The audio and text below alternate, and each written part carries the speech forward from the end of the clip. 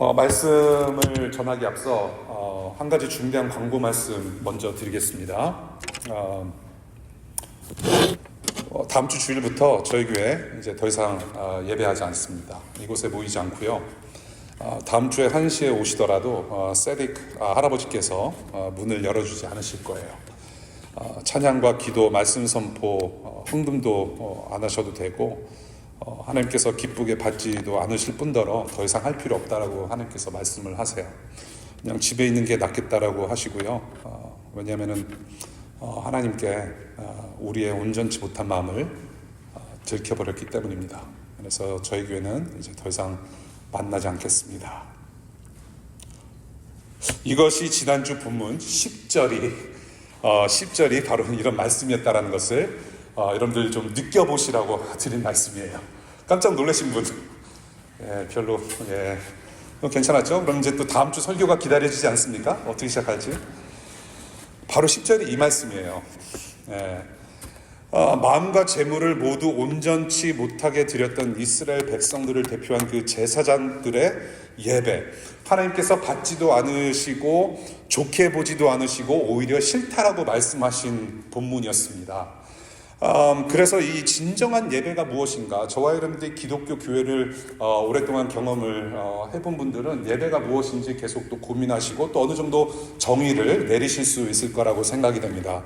지난주에 저희가 이 진정한 예배란 무엇인가, 그래서 하나님으로 모시지 않는 마음에도 없는 화려한 제사가 아니라 예수 그리스도의 피로 힘입어서 하나님 앞에 나아가는 것이 예배다.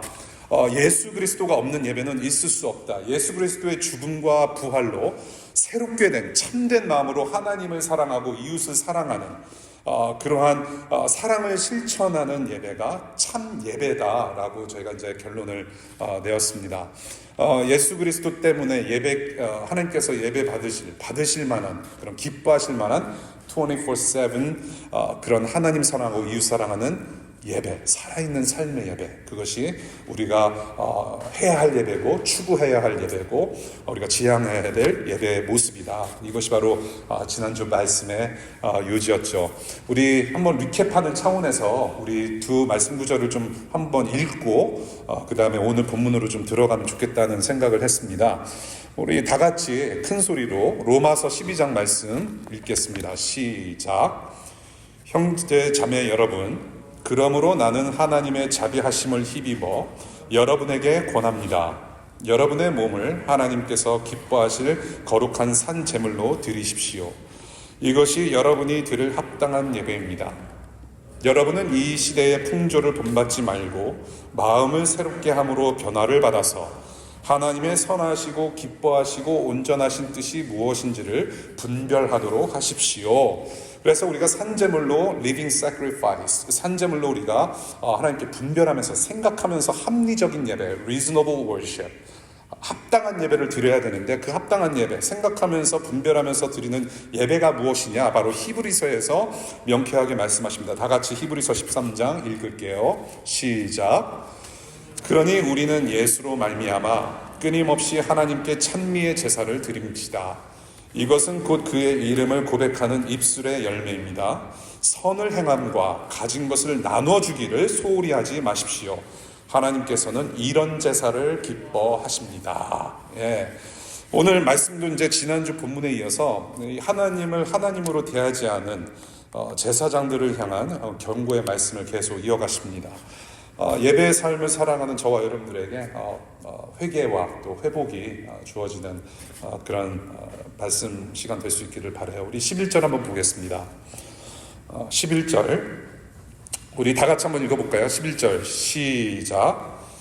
해가 뜨는 곳으로부터 해가 지는 곳까지 내 이름이 이방 민족들 가운데서 높임을 받을 것이다. 곳곳마다 사람들이 내 이름으로 분향하며 깨끗한 제물을 바칠 것이다. 내 이름이 이방 민족들 가운데서 높임을 받을 것이기 때문이다. 나 만군의 주가 말한다. 이 11절이 바로 여러분들이 읽으신 이 구절이 오늘 핵심 구절입니다. 1장 5절에서도 하나님께서 같은 말씀을 하셨어요. 주님은 이스라엘 나라 밖에서도 높임을 받으신다 하고 고백할 것이다.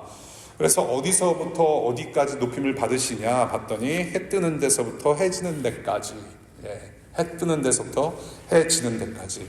여러분들이 세계 여러 어느 곳에 있든지 해 뜨는 곳이 있고 해 지는 곳이 있습니다. 그러니까 everywhere, 모든 곳에서부터 높임을 받으시는 하나님이시다. 오늘 제가 찬양팀장님께 슬쩍 이렇게 권해드린 찬양이 있어요. 그런데 해 뜨는 데부터 그 찬양 아시나요? 모르시면은 이게 좀 세대가 상당히 좀 이렇게 알겠습니다. 다음 주 한번 해보죠. 해 뜨는 데부터 해 지는 데까지. 시편 50편 1절 전능하신 분 주 하나님께서 말씀하셔 해가 돋는 데서부터 해 지는 데까지 온 세상을 불러 모으신다. 이사야서 45장 6절 해 뜨는 곳에서나 해가 지는 곳에서나 나 밖에 다른 신이 없음을 사람들이 알게 하겠다. 나는 주다. 나 밖에는 다른 이가 없다. 해 뜨는 데서부터 해 지는 데까지 모든 곳에서 모든 민족으로 말미암아 영광 받으시기에 합당하신 하나님만이 누리실 수 있고 누리셔야 하는 영광이라는 것이죠. 해 뜨는 데서부터 해 지는 데까지 곳곳마다 모든 민족을 포함한 온 우주 만물이 우주 만물 가운데 높임 받으시는 예배. 왜냐하면 하나님께서 이 해 뜨는 데서부터 해 지는 데까지 모든 만물을 창조하셨기 때문인 거예요. 창조주 하나님이시다. 그래서 하나님의 그 창조하신 범위가 하나님께서 우리에게 부어주신 사랑의 범위이고, 또한 그 사랑으로 지음받은 저와 여러분들의 예배의 범위가 바로 해 뜨는 데서부터 해 지는 데까지, 그 사랑으로 지음받은 저와 여러분들이 하나님을 찬양해야 할 범위가 되고, 또한 우리가 하나님을 사랑해야 될 범위가 그만큼 크다라는 얘기죠. 하나님께서 창조하신 만큼 저와 여러분들은 하나님을 사랑하고 찬양하며 하나님을 기뻐하는 존재로 만들어졌다는 것입니다. 해 뜨는 데서부터 해 지는 데까지 이방 민족들 가운데서 높임을 받으신다고 기록하고 있습니다. 이방 민족들, 이사야서 2장 2절부터 4절까지 보면 이제는 더 이상 이스라엘이 침략을 당하거나 서로 치고받고 싸우거나 서로 전쟁을 일으키지 않고 칼을 쳐서 보습을 만들고 창을 쳐서 낫을 만들어 모든 민족의 평화를 누리면서 정말로 그 한 분 하나님, 창조주 하나님을 예배하는 날이 곧 올 것이다. 결국 영원히 하나님을 예배하는 하나님 나라의 비전은 완성될 것이다. 이것이 하나님께서 꿈꾸시는 본인의 나라다. 자신의 나라가 되신다. 그래서 이 날을 위해서 정말로 전쟁이 없고 평화만 온전한 평화가 있는, 그래서 온전히 창조주 하나님의 선하심만을 바라보면서 모든 열방과 모든 민족이 함께 찬양하며 예배하는 그날을 위해서 하나님은 전에도 일하셨고 지금도 일하시며 앞으로도 일하실 거예요. 누구를 통해서? 예수 그리스도의 몸된 교회를 통해서, 저와 여러분들을 통해서. 이것을 더러 우리는 하나님의 선교라고 합니다. God's mission, the mission of God. 하나님의 이름으로 하나님 앞에 당당히 나아갈 수 있고 예수라는 깨끗한 제물로 하나님을 예배하게 하시는 그 하나님의 선교를 오늘도 이루어 가시는 분이십니다. 모든 민족에게, 오로지 한 민족에게만 국한된 하나님의 선교가 아니라 오로지 백인 아메리칸들에게만 속한 복음이 아니라 이것은 모든 만물들이, 여러분들이 출장 가는 곳마다, 여러분들이 살아 숨쉬는 곳마다, 이 도시 가운데 모든 사람들이 이 하나님의 영광을 드러내며 찬미할 것이다. 그 일을 지금 우리 안에서도 하고 있다는 것이죠. 자, 이렇게 이방 민족도 하나님을 하나님으로 인정하며 예배할 것이다. 이렇게 말라기가 이제 이스라엘 민족과 제사장들에게 선포를 합니다. 이방 민족들에게도 높임을 받으신 하나님이시다라고 했을 때에 이 말씀을 듣는 이스라엘 백성들의 마음은 어땠을까요? 지금 이방 민족들에게도 하나님은 찬송을 받으실 것이다, 이 말씀을 듣는 이 제사장들, 이스라엘 민족들의 마음은 어땠을까요? 자, 그 이스라엘 민족에 대해서 좀 아시는 분들은 이제 감이 오실 거예요. 아니, 우리가 하나님의 백성인데, 이스라엘 민족이 하나님의 백성인데 우리 예배는 싫다고 하시고 이방인들로부터 예배를 받으신다고? 별로 달갑지 않은 소리예요. 이거는 뭔가 이상해요. 바벨론에서부터 쫓겨나가지고 고향으로 돌아온 지 얼마나 됐다고. 돌아온 지 얼마 안 됐는데 아직도 다른 민족에게 간섭받고 있는데 지금 무슨 말씀이세요? 우리는 선민인데 선택받은 백성이라고 하셨으면서 어떻게 다른 민족한테 예배를 받으실 수 있습니까? 우리를 힘들게 한 이번 민족이 수두룩한데 이거 너무하시는 거 아니에요? 라고 반문했을 수도 있을 것 같아요. 별로 이렇게 좋은 말씀 아니에요. 좀 불편해요. 선민이라고 자처했던 이스라엘 백성들에게는 듣기 힘든 선지자의 목소리인 거죠. 받아들일 수가 없는 거예요. 지금 이게 바로 지금의 그런 어떤 이스라엘의 영적 상태이기도 하죠. 지금 이스라엘의 영적인 상태, 예배는 했으나 하나님께서 받으시기에 합당하지 않은, 못 받으실 만한 예배를 드리지 않았다. 그래서 내가 너희들을 싫어한다. 그러나 너는 이방 예배들을 받겠다. 이방인들로부터 받는 예배는 내가 받을지어다. 받겠다. 힘들어요 지금 이스라엘 민족은. 가제나 생활도 힘든데 저 하나님께서 그 제사를 받지 않으시겠다라고 하시는 말씀을 계속하면서 더 힘들어요. 왜 힘들까요? 왜 힘들까요? 하나님은 나만의 하나님이어야 되고 우리만의 하나님이어야 되는데 지금 힘들어요. 왜 힘들까요? 바로 질투라는 것입니다. 질투. 질투를 영어로 뭐라고 하죠? 질투. 질투예요. 질투는 하나님께서 이스라엘을 되돌이키시려는 방법 중에 하나였습니다. 그래서 구약 성경을 보게 되면 하나님의 닉네임으로 질투의 하나님이라는 표현을 사용하고요. 그 다음에 하나님께서 이스라엘 민족을 되돌아오게 하실 때, 되돌이키실 때 사용하셨던 방법이 질투심을 불러일으키는 것입니다. 그것을 신명기에서도 볼 수가 있는데요. 신명기서 32장 20절, 21절 펴실 수 있는 분 펴보시면 이런 말씀이 있어요. 신명기서 32장 20절, 그들에게 나의 얼굴을 숨기겠다. 그들이 마침내는 어떻게 되는지 두고 보겠다. 그들은 타락한 세대, 진실이라고는 털끝만큼도 없는 자들이다. 우상을 섬겨서 나를 격분시켰고 신이 아닌 것들을 신이라고 섬겨서 나의 질투에 불을 붙였다. 그러니 이제 나도 내 백성이 아닌 딴 백성을 내 백성으로 삼아서 그들 이스라엘의 질투심에 불을 붙이고 어리석은 민족을 내 백성으로 만들어서 그들을 격분시키겠다. 그들 이스라엘 민족에게 질투심에 불을 붙이고 어리석은 민족, 즉 이방 민족에게는 내 백성으로 만들 것이다. 그래서 이스라엘 민족들을 격분시키겠다. 이 말씀을 이 사도 바울이 신약성경에서 사도 바울이 복음 사역, 자신의 복음 사역에 적용한 것 같아요. 로마서 11장을 보시면 이런 말씀이 있습니다. 로마서 11장 13절 사도 바울의 말씀이에요. 이제 나는 이방 사람인 여러분에게 말합니다. 내가 이방 사람에게 보내심을 받은 사도이니만큼 나는 내 직분을 영광스럽게 생각합니다. 나는 아무쪼록 내 동족에게 질투심을 일으켜서, 여기서 말하는 내 동족이 누굴까요? 이스라엘입니다. 내 동족 이스라엘 백성들에게 질투심을 일으켜서 그 가운데서 몇 사람만이라도 구원하고 싶습니다. 동족을 구원하고 싶은, 이스라엘 민족 자기의 동족을 구원하고 싶은 절박한 심정으로 이야기를 해요. 사도 바울이. 그 방법이 무엇이었냐? 바로 질투심을 일으키는 거다. 그런데 여기서 말하는 질투심이라는 것은 이 원어가 열심이라는 뜻과도 연결이 됩니다. 열심. 그래서 이 질투를 일으킨다라는 것은 하나님을 향한 열심을 북돋게 한다라는 말도 돼요.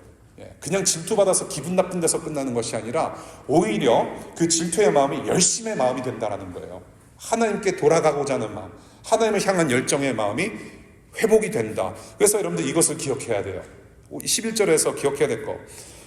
하나님께서 왜 선지자를 통해서 이런 무서운 듣기 힘든 말씀들을 하실까? 왜 이런 경고들을 하실까라는 것은 사랑하시기 때문이라는 겁니다. 사랑하셔서 경고의 말씀을 하는 거예요. 사랑하지 않고 그냥 싫다고 하신다면 그냥 내버려 두시면 돼요. 내버려 두면 돼요. 지난주 말씀드린 것처럼 내어버려 두사. 관여 안 하면 돼요. 그냥 낭떠러지로 떨어지게 만들면 되는 겁니다.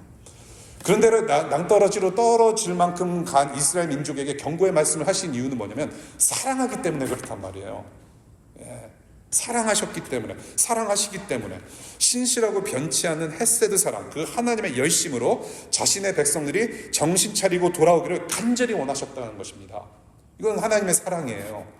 그래서 이 하나님의 경고, 우리가 선지서를 읽을 때 굉장히 힘들지 않습니까? 똑같은 단어가 반복되는 것 같고 하나님은 뭔가 정말로 큰일 내실 것만 같고, 그런데 이 하나님의 경고를 좀 다른 측면으로 본다면 이 하나님의 경고는 사랑의 초대장이라고 저는 보고 싶어요. Invitation to love, Hesed love, 신실하신 사랑, Unfailing love, Steadfast love. 그렇기 때문에 경고하시는 거예요. 너네들 그렇게 살면 안 된다. 그래서 이스라엘과 세상이 해야 할 예배는 무엇인가? 뉴 커버넌트시나 우리가 요즘 공부하고 있죠. 그 저자가 이렇게 예배를 정의합니다. 예배는 하나님을 향한 피조물의 가장 완전한 순종적 표현이다. 그리고 피조물이 삼위일체 하나님을 사랑하는 가장 적극적인 행위다라고 예배를 정의하세요. 다시 말씀드릴게요. 하나님을 향한 피조물의 가장 완전한 순종적 표현이 예배고, 피조물이 삼위 하나님을 사랑하는 가장 적극적인 행위가 예배다라고 말씀하세요.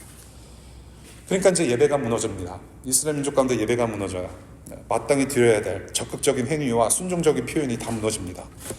그 예배가 무너지기 때문에 창조주 하나님의 존재와 그분의 어떤 위대하심을 잊는 것도 당연한 결과로 보여지는 거죠. 그 하나님을 잊으니까 어떻게 살아야 할지도, 그 하나님을 잊었기 때문에 하나님을 어떻게 예배하는지도 잊는 것도 당연해요. 마음이 없어요. 이것이 바로 말라기 시대 혹은 전 시대에 걸쳐서 이스라엘이 계속해서 실패하고 있는 모습인 거죠.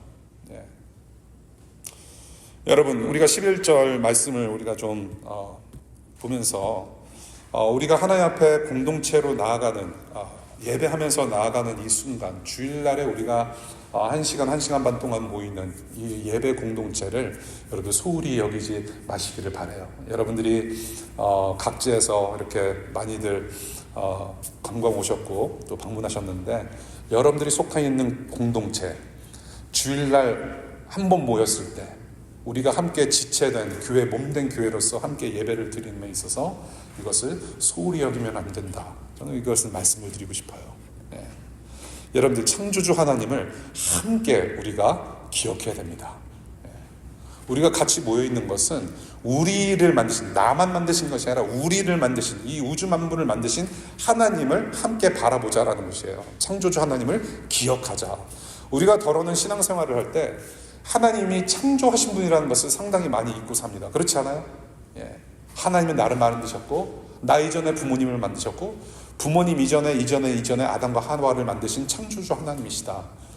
더러는 우리가 하나님을 대할 때, 우리가 신앙생활을 할 때 그저 나의 기도에 응답하셔야 되는 분, 그렇잖아요. 내가 5불짜리 기도를 넣었으면 5불짜리 자판기처럼 뭔가 응답이 나와야 되는 그런 하나님으로 우리는 더러 생각할 때가 많죠.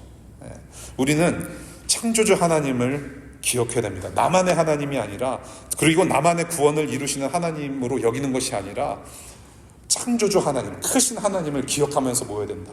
그래서 소홀히 여기면 안 되는 거예요. 우리를 만드신 하나님, 너와 나를 만드신 하나님. 개인 구원과 기도 응답만 중요하고, 이웃 구원은 이웃에 대한 구원, 이웃이 무슨 일이 벌어졌던 간에 정말로 잊고 살지는 않는지 좀 돌이켜보면서 우리를 하나님 앞으로 인도해내신 예수 그리스도 의지해서 창조주 하나님을 예배하는 공동체, 그런 삶, 그런 일상. 그래서 창조주 하나님이 누구이신지 확인하고 그 창조주 하나님의 성품대로 신실하고 적극적으로 이웃들을 섬기고 만물을 섬기는 그런 삶의 예배, 일상 예배 들으실 수 있는 여러분들 되시기를 바랍니다. 선교의 하나님을 우리는 예배합니다. 창조는 예배로 시작해요. 그리고 하나님의 나라는 예배로 끝납니다. 영원한 예배예요. 그 예배와 예배를 잇는 것은 선교입니다. 해 뜨는 데부터 해 지는 데까지. 그래서 그 창조주 하나님만을 바라보면서 우리가 마땅히 해야 할 행위를 하는 삶, 그런 일상 살아가실 수 있기를 바랍니다. 12절 볼게요. 우리 12절의 말씀 같이 읽겠습니다. 시작. 그런데 너희는 주님께 차려드리는 상쯤은 더러워져도 괜찮아 하면서 너희들도 싫어하는 음식을 제물이라고 그 위에 바치니 너희는 지금 내 이름을 더럽히고 있다. 지금 무슨 말씀이세요? 자기들도 먹지 못하는 음식을 나한테 지금 바치고 있다. 여러분들 댁에 손님이 오시면은 이렇게는 안 하잖아요. 그렇잖아요? 먹을 게 없으면은 물이라도 한 잔 정성스럽게 깨끗한 컵에 담아서 대접하는 것이 우리의 미덕 아닙니까? 최소한. 특별히 한민족은 좀 그렇잖아요. 이게 뭐든지 좀 드리려고 또 이렇게 하는 그런 대접의 문화, 환대 문화. 집에 오는 손님한테도 이런 식으로 안 돼요. 그런데 하나님께 참 이게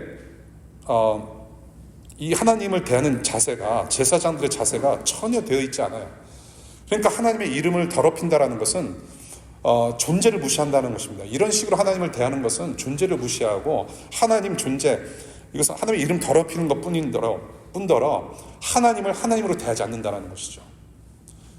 이 제사장들의 삶을 보면은 하나님은 따로 있어요. 사실 우리가 우상을 섬긴다고 했을 때, 우리가 하나님을 예배하지 못하는 삶을 살 때 분명 우리는 누구를, 다른 것을 분명히 예배하기 마련입니다. 분명히 다른 것을 섬겨요. 하나님이 아니면 우리는 다른 것을 섬기게 돼 있어요. 지금 제사장들 겉으로는 하나님을 예배한다고 하면서 분명히 마음 중심에는 다른 것을 섬기고 있는 게 분명한 거예요. 하나님을 하나님으로 대하지 않아요. 자, 저와 여러분들이 예수 그리스도 때문에 산 제사로 예배하는 자리라고 말씀드렸죠. 산 제사를 드린다. 이제는 더 이상 죽은 제물로, 죽은 희생 제물로 예배를 드리는 것이 아니라 예수님 때문에 부활했기 때문에 우리는 living sacrifice, 산 제물로 살아있는 삶의 그 생생함으로 예배를 드린다라고 얘기하죠. 우리 자신이 하나님께 드리는 제사 제물이에요. 그러니까 이게 뭐냐면 일상의 말과 일상의 행동에서 하나님의 성품을 드러내면서 예배하는 사람이란 말이에요. 그런데 더러는 이런 게 있어요. 우리 자신이 하나님 받으시기에 기뻐하시는 모습을 위해서 정말로 열심을 다하는가? 하나님께서 들으실 만한 언어, 하나님께서 들으실 만한 행위, 집안에 아무도 없을 때 나는 무엇을 하는가? 집안에 아무도 없을지라도 코람되어 마치 하나님께서 앞에 계신 것처럼 나는 행동하고 내 삶을 살아내는가? 우리 자신이 하나님께서 기쁘게 받으실 만한 삶을 살도록 우리는 정말로 열심을 내고 있는가? 나는 그러한가? 내 죄와 연약함을 언제든지 꺼내놓고 하나님의 용서와 도우심을 정말로 구하고 있는가? 구하지 않아요. 더러는 나의 어떤 눈앞에 보이는 문제가 빨리 해결이 되어야 되고 내 앞길을 쫙 멋지게 활짝 열어줄 하나님의 도우심이만 간절히 필요할 뿐이지, 내 신앙생활 속에서 내가 일상에서 살아가는 동안에 정말로 나의 삶에서 하나님의 냄새가 풍겨 나오는지, 예수 그리스도의 성품이 그대로 전달이 되는지에 대한 어떤 심각한, 어떤 시리어스한, 정말로 진중하게 생각하면서 하나님께 좀 담대히 도움을 요청하는 그런 모습이 필요하지 않는가.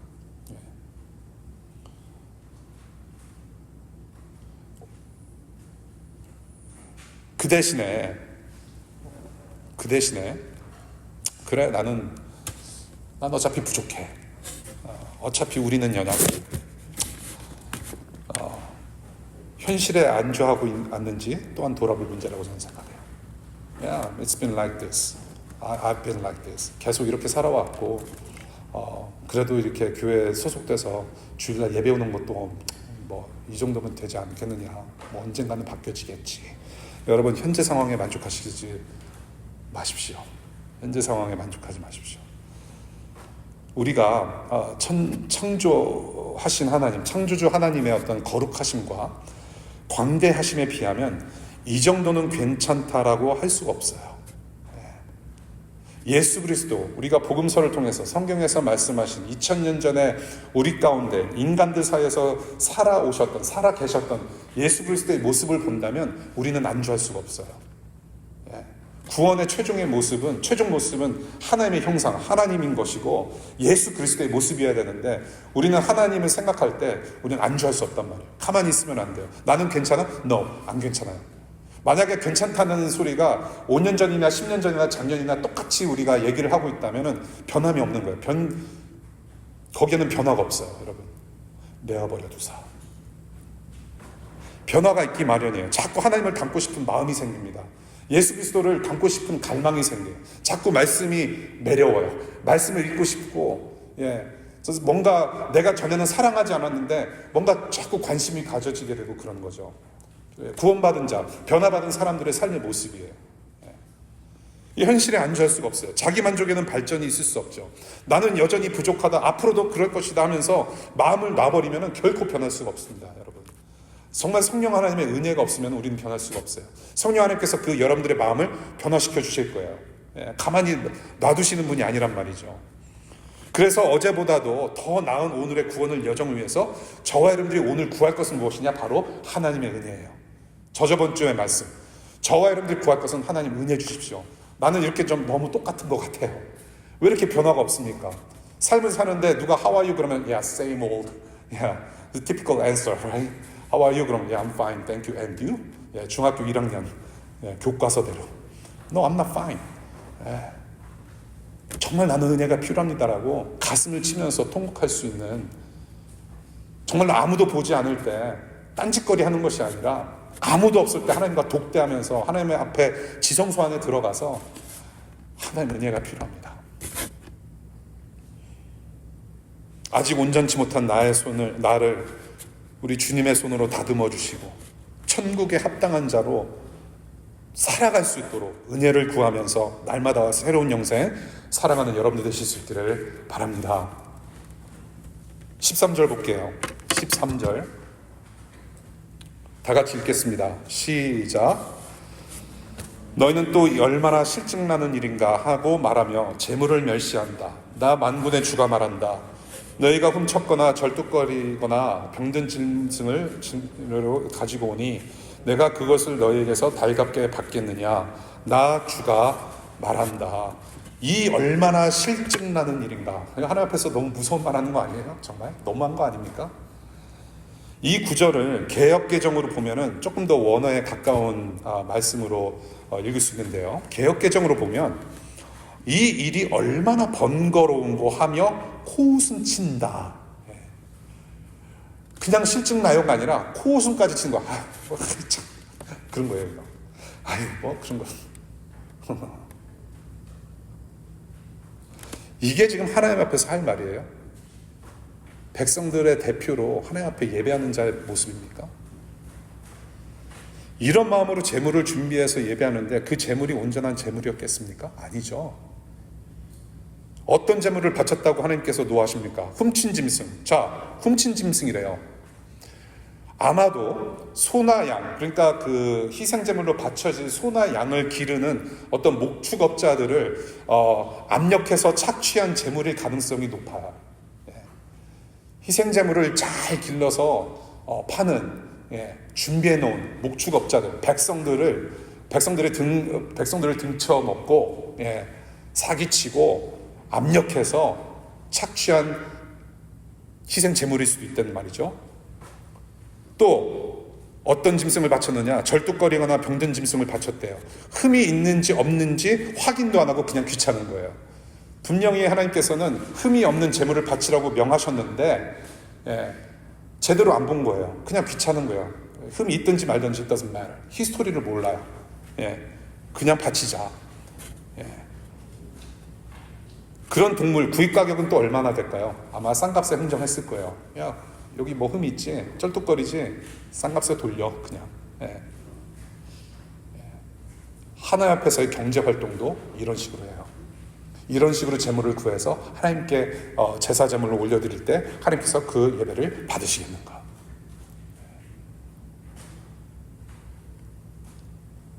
이런 재물을 하나님께서 기쁘게 받으셨을까? No way. 지금 이 15, 13절만 보더라도 하나님을 사랑하는 게 무너졌습니다. 그리고 백성들, 이웃 사랑하는 것도 무너졌어요. 지금 이 제사장은 그냥 예배가 무너진, 완전 그 영적으로 파탄난 상태라고 보시면 돼요.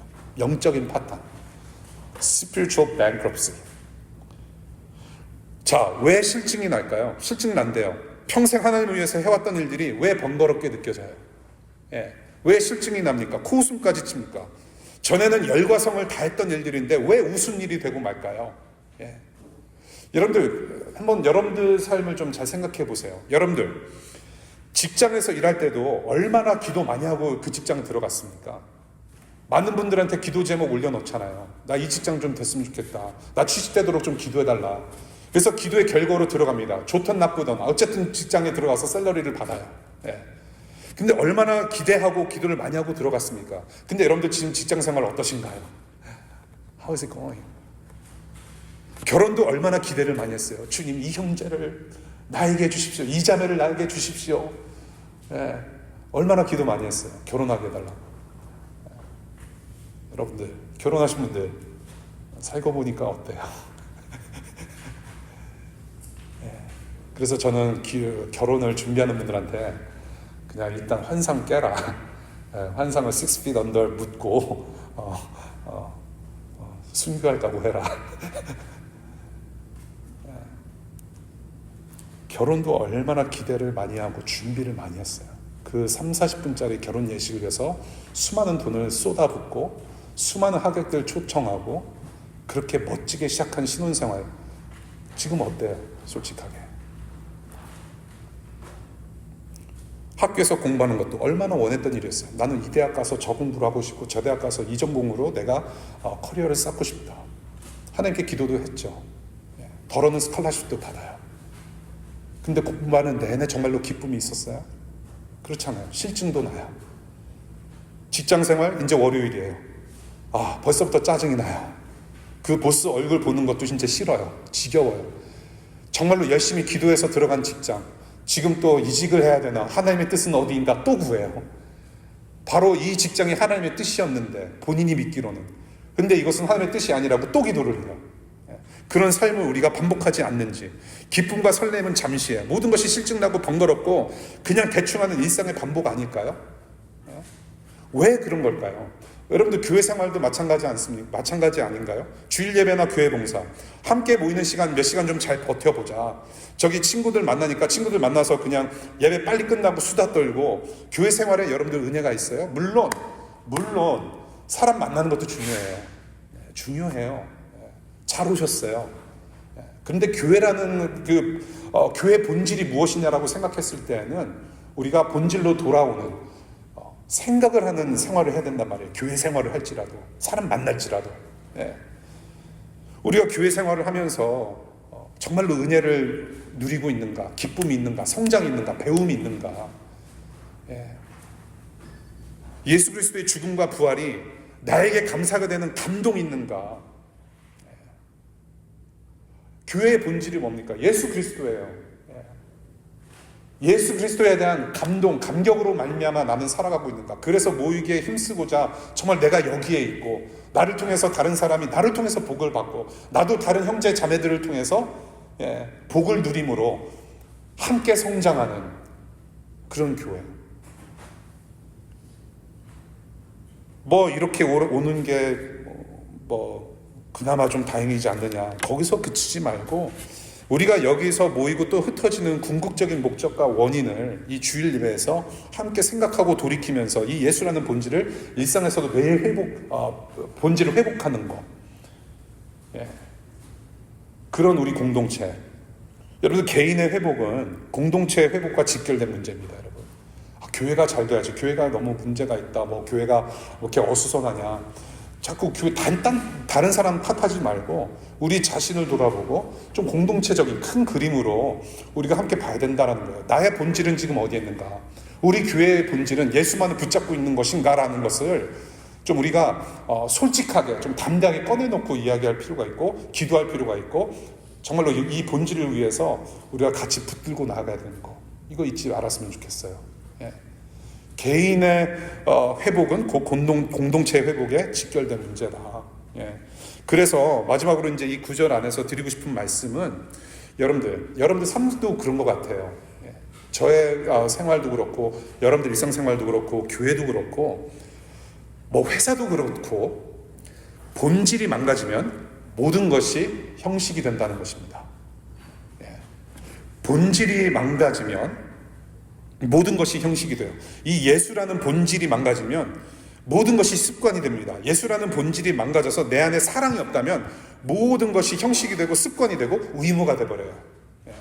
예수라는 본질이 없으면 기쁨이 없습니다.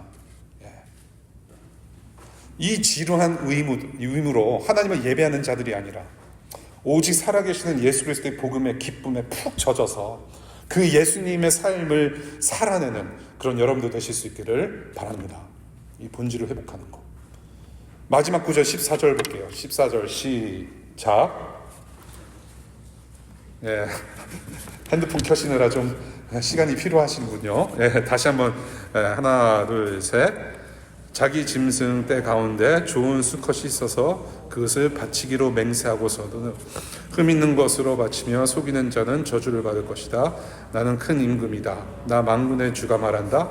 이방 민족들까지도 내 이름을 두려워한다. 말씀드린 대로 제사장들은 하나님을 몰라요. 너무 모르는 것 같아요.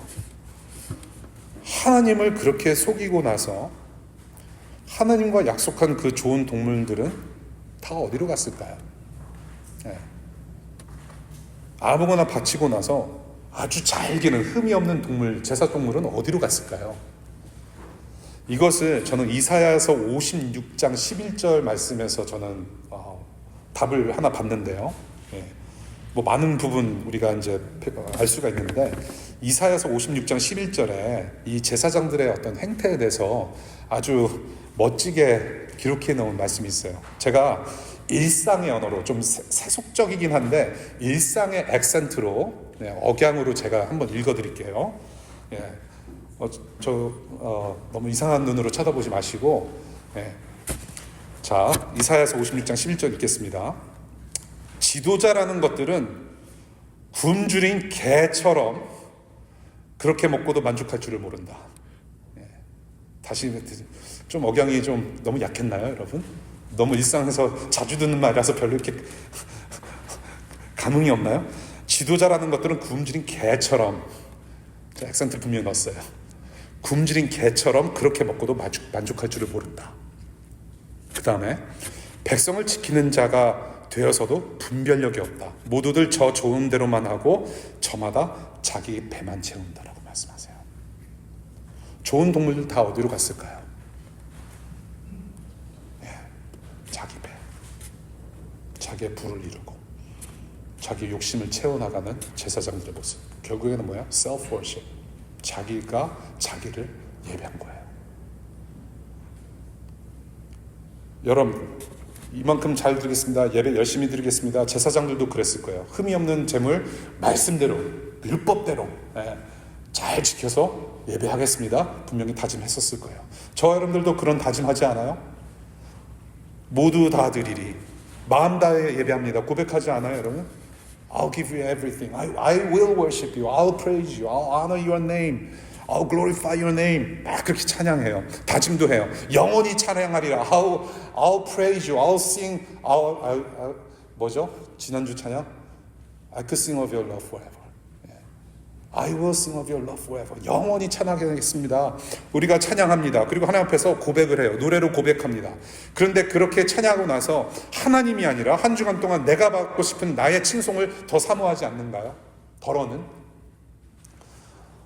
I'll sing of your love forever. 영원히 당신의 이름을 찬양하겠습니다 하면서 내일 가면은 이제 내가 칭찬받을 일을 생각하는 거죠. 예. 하나님께 인정받기보다는 사람들에게 인정받고 승진하기를 더 갈망하지 않습니까? 하나님의 나라와 의를 구하기보다는, 그런 마음보다는 나의 킹덤, 내가 왕이 되는 내 킹덤을 보스와 면접관 보기에 심히 좋게 가꾸려고 하는 노력을 더 하지 않습니까? 예. 우리가 하나님께 약속하고 고백한다라는 것은, 이것은 그냥 노래로 그냥 흘려보내는 그냥 단순한 종교 활동이 아닌 거예요. 하나님은 여러분들의 고백과 여러분들의 기도와 여러분들이 입으로 내뱉는 모든 것을 다 기억하시고 들으시는 분이란 말이죠. 그래서 예배의 요소, 우리의 삶의 요소는 그냥 지나치면 안 되는 거예요. 이것은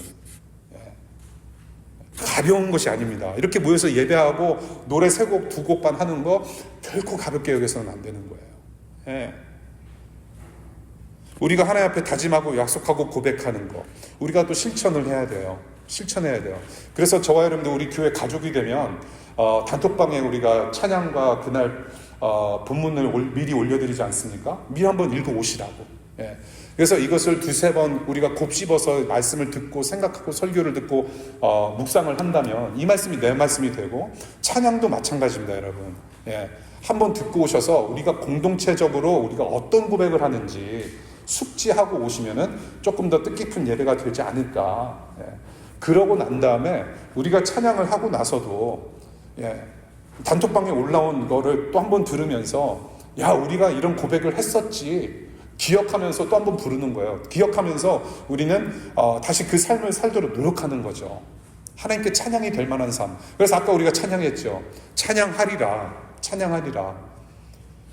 그럼 하나님을 찬양하겠다, 우리가 십자가 보혈의 은혜로 감사하는 찬양을 하겠다라고 노래를 했으면은 이번 한 주간 동안도 틈틈이 생각나는 대로 혹은 시간을 정해서, 하나님, 그렇습니다. 예수님 때문에 내가 오늘 직장 생활을 하게 됐고, 예수님 때문에 내가 오늘 가정 생활을 하게 됐고, 예수님 때문에 내가 학교 공부를 하게 됐고, 예수님 때문에 내가 이렇게 많은 복, 은혜를 누리고 있습니다. 그래서 찬양합니다라고 실천할 수 있는 고백, 실천할 수 있는 고백이 바로 예배다. 하나님은 우리의 바람과 기도 하나도 땅에 떨어뜨리지 않으세요. 요한계시록 11장 17절 보면, 지금도 계시고 전에도 계신 전능하신 주 하나님께 감사를 드립니다. 주님은 큰 능력을 가지고 다스리는 왕이십니다. 이 요한계시록에서 요한이 11장 17절에 하나님을 소개하는, 하나님이 어떤 분이신지를 쓸 때 굉장히 흥미롭게 쓴 부분이 있어요. 뭐냐면, 하나님은 무소부지하시고 영원하신 분입니다. 그러면은 우리의 상식으로, 우리의 시제를 따라서 past tense, present and present, 그 다음에 뭐예요? future가 나와야 돼요. 과거, 현재, 미래. 그런데 이 요한계시록 11장의 말씀은 지금도 계시고 전에도 계신 하나님으로 말씀하세요. God who is and then who was. It's not God who was, who is, and who is to come. 요한계시록에 보면은 그렇게 시제 순서대로 쓴 부분도 있는데, 지금 11절에는 유난히도 지금도 계시고 He is here now, who He is, 그 다음에 who was로 표현을 해요. What does that mean? 과거형, 전에보다 지금이라도 현재형이 먼저 와 있어요. 큰 능력을 가지고 지금 현재 나를 다스리시는 오늘의 하나님을 만나는 게 중요하다라는 강조를 하고 있는 것 같아요. 오늘 우리와 지금 너와 함께 하시는 하나님, 그 하나님을 알고 지금 나를 다스리시는 하나님을 알아가며 지금 나를 다스리시는 그 하나님을 예배해야 된다라는 거. 그렇게 지금 나와 함께 하시는 하나님을 우리가 알고 하나님과 교제를 하고 관계를 맺을 때, 비로소 과거에 하나님께서 나를 어떻게 인도해내셨고, 이 과거의 하나님이 지금도 나와 함께 하시는데, 그럼 앞으로 어떻게 나를 인도하실 것인지 알게 된다는 말입니다. 지금 하나님을 아는 게 중요해요. 그래서 과거, 현재가 보이는 것이죠. 그래서 과거, 현재, 미래도 보이는데, 정말로 앞으로 이 하나님께서 나를 어떻게 인도하시는지 알게 되면 더욱더 감사 찬송을 하지 않을 수 없다라는 말입니다. 그것을 우리가 좀 실천하면 좋겠어요. 우리가 찬양을 부른 대로 그 하나님 찬양하리라라고 했을 때는, 그래, 맞습니다. 오늘 이 순간에 하나님은 내 주인이기도 하시지만 앞으로 일주일 동안의 삶의 주인도 하나님이십니다. 찬양받기에 합당하십니다.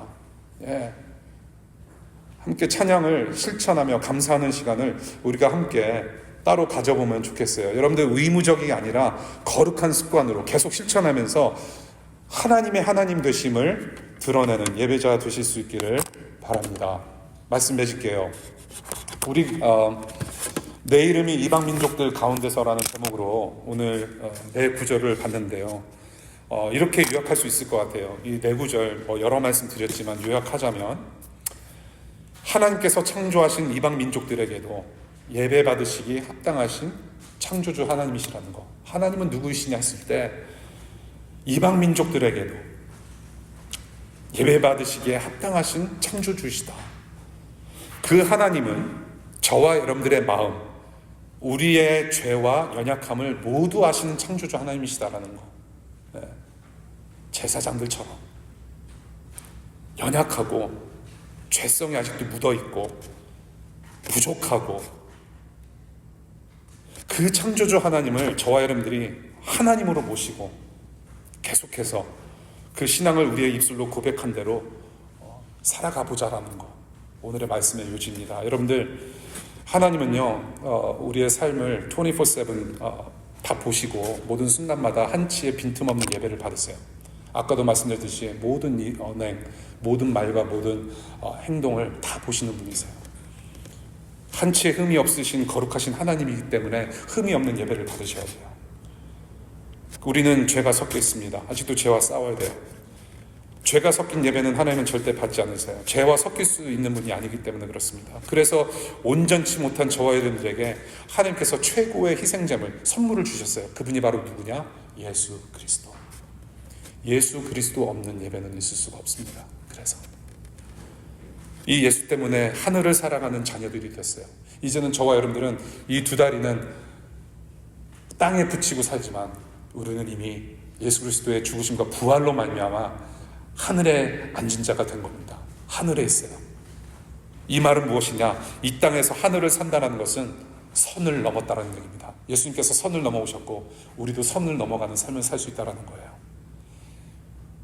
넷플릭스 돌풍 여러분들 다 보셨죠? 보셨으면서 저만 본 것 같아요. 괜히 따끔해요. 설경구 배우께서 이런 대사를 하셨어요. 선을 넘은 자에게 한계는 없어. 선을 넘은 자에게는 한계가 없어. 저는 이 대목에서 엄청 은혜를 받았어요. 선을 넘은 자에게는 한계가 없어요. 해 뜨는 데부터 해 지는 데까지 저와 여러분들의 하나님이 얼마나 크세요. 여러분들, 우리 좁게 살지 맙시다.